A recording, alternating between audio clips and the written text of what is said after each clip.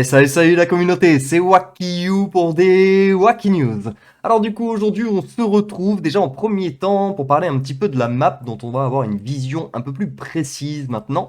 Car bon, c'était bien mignon ce petit listing, ça rend service un petit peu pour savoir ce qu'il y a, mais c'est pas non plus fou. Donc ici du coup on va retrouver donc la suite de la map avec les récompenses du coup qui sont indiquées, donc on y voit bien plus clair je trouve, hein. Il y a pas à dire, hein. Vraiment c'est un super taf qu'ils font Hero Wars Simulator, vraiment merci à eux en tout cas parce que c'est vraiment très pratique, en tout cas on a une vision bien plus optimale et bien plus complète en tout cas du panneau de récompense du coup. Donc ici par exemple, donc comme on en avait parlé ici, du coup on a le pack de 20 000 ici, on a le cadeau du Dominion ici qui va se rapprocher aussi sur deux chemins un petit peu comme la première phase. Ici on va avoir quand même 500 sphères d'artefacts qui restent corrects je trouve, hein, honnêtement c'est pas foufou hein, mais c'est toujours des ressources comme ça gratuites étant donné qu'il y a un glyphe à côté. Pour ce qui est ensuite des gros pops, ici bien sûr on a le coffre rouge. Est-ce que ça vaut vraiment le coup? J'ai un petit doute. Enfin, il y a que un motif en fait, certes deux autres sur la route, mais je sais pas trop. En tout cas, c'est pas vraiment un objet que je vais aller chercher. C'est un petit peu comme aller jusqu'au bout ici. Je trouve qu'il faut vraiment avoir des clés à dépenser tout simplement pour des ressources passif au folles. Donc du coup, je trouve pas que ce soit très très rentable. Dans tous les cas, je pense qu'on est tous d'accord pour dire que la première map déchirée parce qu'il y avait plein de diamants, il y avait des packs de 80 potions, il y avait pas mal de bonnes ressources en fait tout simplement. Et maintenant c'est un petit peu plus pauvre quoi, ils mettent beaucoup effectivement de motifs. Mais bon, certes, il faut beaucoup de motifs pour pouvoir les monter, mais c'est un peu problématique aussi quoi. Enfin, on n'a pas envie de dépenser des clés pour des ressources qui sont pas non plus obligatoires et qui vont tout changer, quoi. J'ai envie de dire, moi, il y a des joueurs sur mon gros compte qui ont des drapeaux énormes avec des motifs qui sont tous orange, voire rouge, et c'est pas pour autant qu'ils me roulent dessus, en fait. Donc, du coup, c'est pas non plus le truc primordial. Donc, partant de là, que c'est un petit peu dommage, du coup, de gaspiller, en gros, plus ou moins des clés. Étant donné qu'il va quand même y avoir pas mal de fois où ils vont mettre des diamants, en tout cas entre des diamants par exemple, je trouve, ou un cadeau du Dominion, et aller chercher juste des motifs, je trouve que le choix est vite fait, quoi, en gros. Donc, je trouve que c'est un petit peu dommage la manière dont ils font leur map. En tout cas, ce qui est sûr, c'est qu'il va y avoir une troisième partie, hein, ça dans tous les cas, on l'attend. Le seul problème, en tout cas, c'est que je vous assure, hein, c'est qu'ils vont pas casser ici pour nous faire un pont, hein. Non, ça n'existe pas. Donc du coup, l'ouverture, il y aura deux façons de la faire, hein. C'est soit ils vont la faire plus ou moins sur l'extrémité en haut à droite, soit ils vont plus ou moins, enfin ouais, en haut je veux dire, soit sur l'extrémité en bas quoi. C'est plus ou moins ça quoi. Donc pour rejoindre cette partie, et je pense même les connaissant un petit peu ce support malsain, que il va falloir du coup pouf faire un petit truc comme ça pour pouvoir rejoindre la prochaine sortie de la prochaine map. Et là où je pense que encore une fois vraiment ne dépensez pas vos clés bêtement, c'est je vous dis attendez de voir déjà un petit peu ça. Bon, vous attendez pas au pont, hein, ça n'existera pas, mais imaginons que sur la troisième map, il y ait 2 fois 20 000 diamants, qui soit beaucoup plus rentable et ainsi de suite, et que pour être aller chercher cela, vous avez plus suffisamment de clés, vous avez perdu les 8 ou 9 clés, je sais plus, qu'il faudrait en tout cas pour aller ici. Donc du coup, ce serait vraiment dramatique en quelque sorte. Donc du coup, moi vraiment, j'attends que toute la map soit sortie. Une fois que j'aurai vraiment le panel entier devant moi, je me dirai, ok, est-ce que j'investis sur cette map? Oui, non, et après on optimise quoi, tout simplement. Mais en tout cas, c'est sûr que pour le moment, moi je ne le cache pas de toute façon, hein, comme vous pouvez le voir, mes coups d'explorateur, je n'en ai pas dépensé un seul à part cela, et ils redonnent des loops, donc c'est plus ou moins rentable de les dépenser. Voilà, voilà, écoutez, en tout cas pour ce qui est de l'île. Ensuite, je voulais parler de, comment dire, de choses qui se passent, dont on n'est pas forcément toujours responsable et ainsi de suite. Je sais que pour certains joueurs, en tout cas, nous, on a le rôle vraiment des méchants parce qu'on est ceux qui prennent la décision de bannir des joueurs, alors que il n'y a rien de mauvais. En tout cas, on n'essaie pas de faire mal les choses, on essaie juste de faire en sorte que la guilde soit le mieux possible. Donc du coup, vraiment, il faut que vous compreniez ça. C'est pareil pour ceux qui sont un petit peu faible level. C'est pas qu'on vous a abandonné, qu'on s'est dit bon, eux, on s'en fout de toute façon, ils investissent pas. C'est pas du tout ça le concept. C'est juste qu'effectivement, on n'est pas dans le même gameplay, tout simplement. En free player, on doit pas jouer de la même manière quand on peut se permettre d'investir et ainsi de suite. Donc du coup, ça fait de grosses différences. Donc j'espère vraiment, en tout cas, que vous en voudrez ni à moi, ni à Isotop, par exemple, parce que c'est surtout lui qui, du coup, étant donné que c'est le chef de guilde, c'est lui qui adosse les plus grosses décisions, qui sont pas forcément forcément les plus cool, étant donné que bah, quand on banne un joueur qui est là depuis le début, bah, c'est effectivement pas forcément facile à dire. Mais en tout cas, voilà, je voulais juste vous dire, enfin, il n'y a rien de mauvais de notre part, c'est le prenez pas mal, enfin, essayez de capter que vraiment, nous, on essaie vraiment de faire le meilleur, en tout cas de nous-mêmes, tout simplement. Mais c'est, n'hésitez pas à envoyer des MP ou quoi, hein, il n'y a pas de problème, on peut discuter et ainsi de suite. Mais en tout cas, quand les décisions sont prises, malheureusement, on reviendra pas sur nos avis et ainsi de suite. Donc, sachez que c'est tout aussi dur, en tout cas pour nous. Et je comprends un petit peu les chefs de guilde, effectivement, quand on doit sortir un joueur pour en mettre un autre qui est plus compétent, c'est rentable, mais d'un certain côté, c'est pas cool, effectivement, pour le joueur qu'on sort, qui va devoir trouver une autre place un petit peu ailleurs, et ainsi de suite. Bref, voilà, en tout cas, je voulais faire un petit point là-dessus, parce que ça m'embête beaucoup, du coup, enfin, je reçois pas mal de MP, justement, par rapport à ce genre de choses, et voilà, je voulais vraiment vous dire, en tout cas, enfin, c'est pas contre vous, ça n'a rien de personnel, ou ainsi de suite, c'est que entre un joueur qui... Je sais que, par exemple, je vais pas citer de nom ni rien, mais je sais qu'il y a des joueurs qui ont mis 200 à 500 euros facile sur le compte, on peut pas non plus prioriser quelqu'un qui a mis 0 euros, étant donné que cette personne a investi en plus de ça, donc du coup, il y a des décisions qui se prennent par rapport à pas mal de choses en tout cas quoi. Mais c'est sûr qu'à la base, je pensais pas qu'on serait autant, sachez-le aussi, je pensais pas qu'on serait au moins 80 de la communauté sur le même serveur, et du coup sur des guildes de 30 joueurs, effectivement, bah, c'est compliqué en fait de pouvoir caler 80 personnes. Et donc bon, voilà, en tout cas, voilà, je voulais vraiment mettre ce petit point parce que ça m'embête beaucoup en tout cas, et voilà, je voulais juste vous dire, le prenez pas mal ou quoi que ce soit, il n'y a rien de personnel, rien de méchant, mais n'en voulez pas non plus à Isotope, hein, n'en voulez pas non plus à moi, hein, c'est pas, on prend pas les décisions seul, mais bon, du coup, voilà, je voulais mettre un petit point là-dessus, même si c'est pas toujours facile. Du coup, on va parler du coup un petit peu de ce qui se passe sur le compte. On a fait du coup, hop, on a fait notre petit Asgard. Bon, pour le moment, pas de grand record, hein, on va pas se mentir. Pour le moment, on n'a aucune team qui est vraiment adaptée. Je crois qu'on a quand même réussi à taper 1 million. J'ai même pas acheté mes bonus parce que ça servait à rien. Mais on est quand même un petit peu bas, hein. On voit qu'il y a de la team, il y a des teams, ouais, 1 million 2.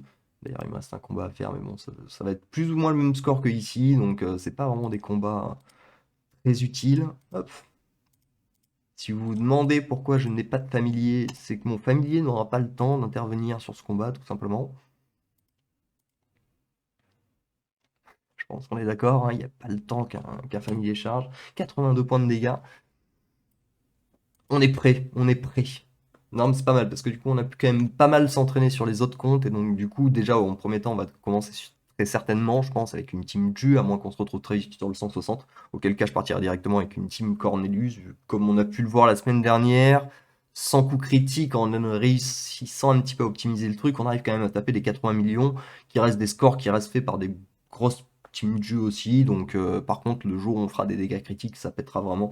Donc à voir si on montera Dieu ou non, selon l'avancement en tout cas que ça prendra sur les boss. Mais bon, pour le moment, en tout cas, la question n'est pas vraiment ici. Dans tous les cas, au début, il faudra monter Isaac et Martha qui sont les plus importants. Isaac pour pouvoir tuer les sphères, Martha pour pouvoir avoir un bonus d'armure pour les tempêtes, qui sont deux choses vraiment à bien comprendre, surtout sur leur artefact.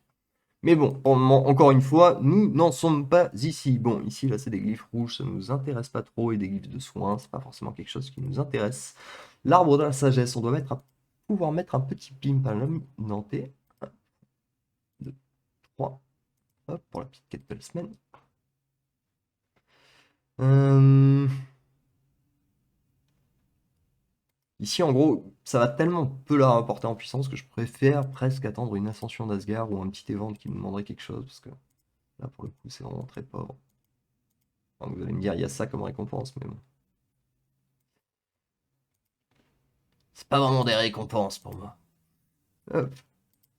Tac. J'ai oublié de les lancer ce matin, du coup je suis à la bourre. Bon, après ça va, j'ai 2 fois 15 minutes et dans 2 heures, il faudra que je la relance. Il est 16 heures, ça va, normalement je devrais pas être couché à 18 heures. On sait jamais, on sait jamais. Bam, hop.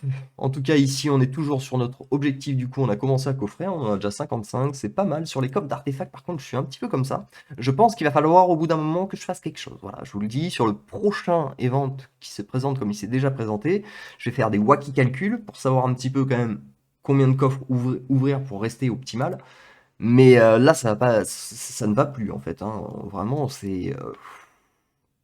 on est comme ça, hein. Les 180 coffres, je vous avoue que ça nous fait juste une différence de fou. D'autant plus qu'on passe 2 paliers avec 180 coffres, donc on récupère, bon, pas beaucoup au début, mais bon, c'est quand même, et on a quand même une petite chance aussi de trouver un grand prix. Donc, sur chaque compte perso, je crois que j'en ai trouvé un.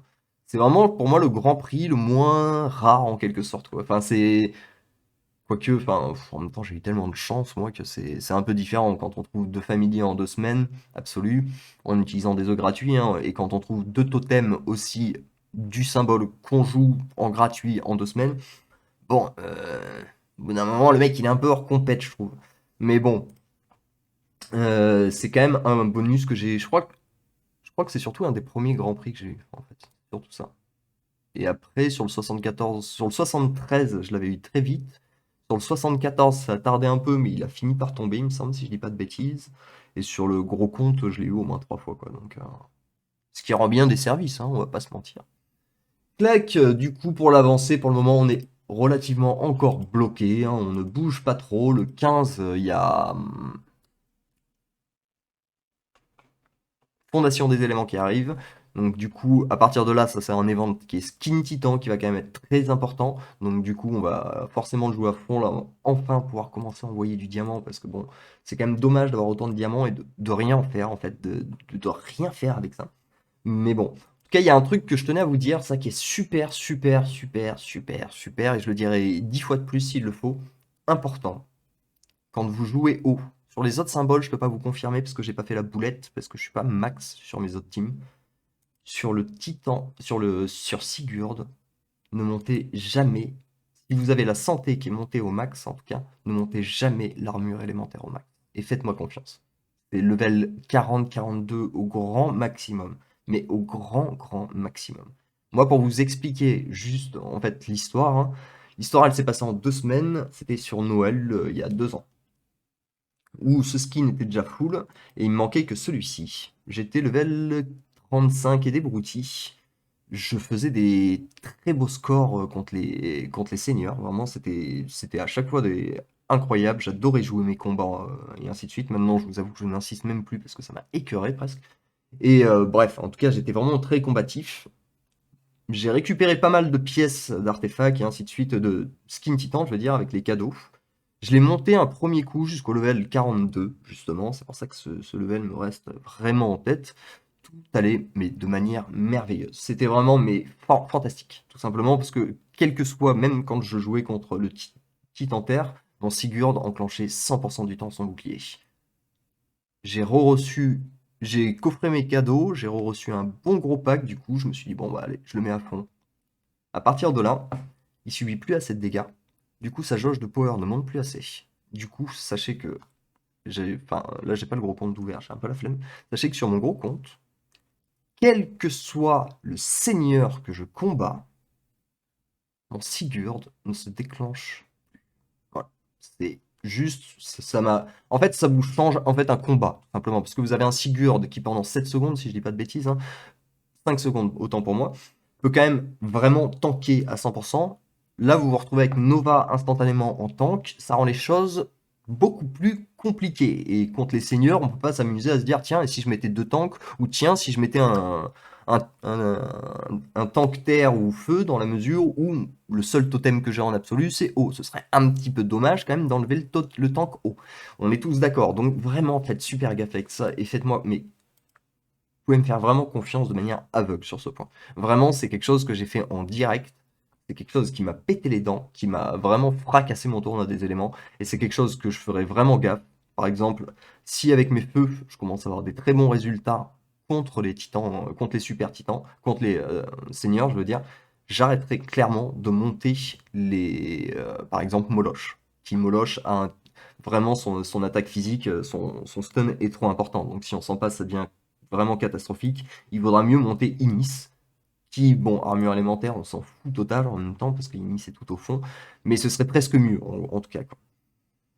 Voilà, voilà, écoutez, en tout cas, je pense que j'ai fait le tour, en tout cas là-dessus, mais c'est vraiment un point que je pense que je répéterai plusieurs fois, hein, parce que vous êtes pas mal à jouer haut, et faites vraiment gaffe, parce que c'est dramatique, et vous dites pas, tiens, peut-être qu'il avait tort et on va essayer de monter jusqu'au level 55. Après, peut-être que level 55, ça passe, parce que moi, je suis vraiment passé du level 42 au level max. Mais le truc, c'est que j'avais encore plein de skins à monter. J'avais encore mes skins de Nova, mon skin de Mary. Donc, en gros, c'était pas une priorité. Et donc, je me suis nerf en me priorisant tout seul. Et donc, c'est. Voilà. Bah, après, c'est un petit peu dur aussi de deviner ce genre de choses. Vous vous dites, bah, je prends mon titan plus puissant. Théoriquement, il est pas plus faible. Mais bon, après, c'est toujours pareil. C'est. Voilà quoi, ça dépend des jauges de Hero Power et je pense que c'est des sujets qu'on a quand même pas mal abordés ces derniers temps, donc vous devez commencer à avoir un petit peu une idée de la chose un peu plus claire. Parce que sur les titans aussi, comme vous pouvez le voir, ça met un sacré bazar. Voilà, voilà, en tout cas, j'espère que la vidéo vous a plu. Si c'est le cas, comme d'habitude, n'hésitez pas à lâcher un petit pouce et à vous abonner. Et on se retrouve très très bientôt pour des nouvelles Wacky News. Allez, ciao ciao!